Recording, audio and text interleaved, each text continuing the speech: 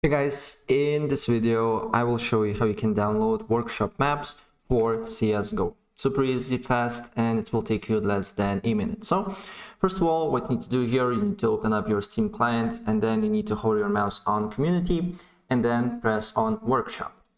And then you need to you can find CSGO by browse all workshop, but simply you can write here counter strike global offense here, and here you will find a lot of workshop maps, and you can sort it out by most popular, most subscribed, most recent, whatever. So let's look for most subscribed, and let's say I want to add a aimbots training here.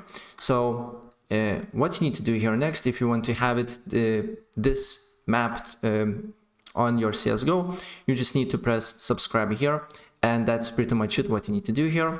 Then you need to go to CSGO. If you're currently running CSGO, just exit and reboot your CSGO game, and then go to workshops, and it should be map should be on your CSGO account, right? So that's pretty much it what I want to show you, and if I help you out, please press like button and subscribe for more. Take care, bye.